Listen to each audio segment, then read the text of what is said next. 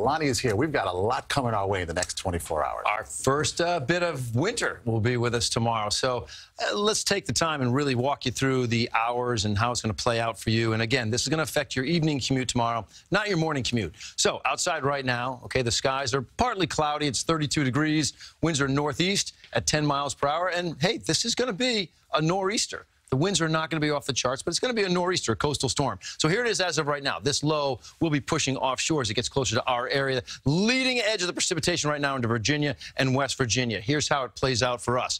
Again, your morning commute is fine. It's cold, but there's no precipitation. By 4 p.m., New York City's in about the heaviest it's going to be picking up as far as that heavy, wet snow. It's 33 degrees. Notice how close the rain-snow line is, that pink, where it's ice and sleet and rain all mixed together.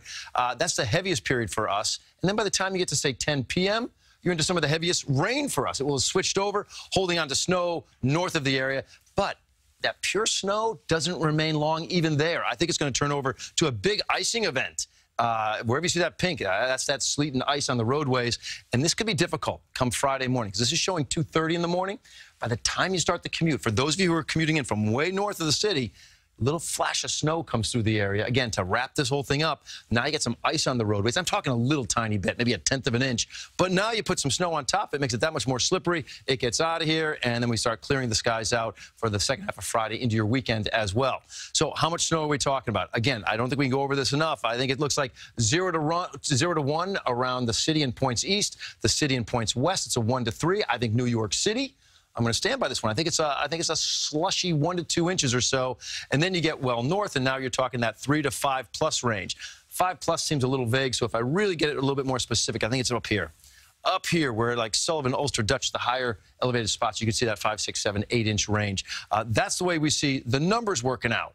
But remember, you're going to get rain on top of this. And by the time the rain is done with this, it's going to wash most of the snow away for a bulk of the highly populated areas close to the city. All right, I think you're left with 0. Nothing on the ground. Maybe an inch would survive, but that's pushing it, possibly some of these areas well north. And then you go north of, say, 287. Now, maybe you're left with an inch, maybe up to 3 inches. And that 3 to 5 plus remains for those places well north of the city. So for Central Park, what's your official number going to be, right? I mean, you walk out Friday morning, there's nothing out there. What's your number? Well, Central Park will get that period of heavy, wet snow, maybe for a couple of hours, maybe a few hours, but it's going to turn to rain after dark. That rain will wash that snow away.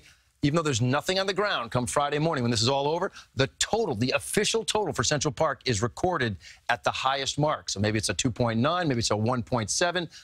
Just know it's the highest mark. Even if there's nothing left, you judge by the highest mark that you received during the storm. All right, across the board. Tomorrow is our, well, less than great day. It's going to be sloppy out there and a tough evening commute at 37. Tough morning commute for some folks on Friday. Friday, 46 with a clearing sky as you push along, at least an improving sky. The clearer skies are waiting for the weekend. Temperatures will be in the 40s, but at least the sun shines back.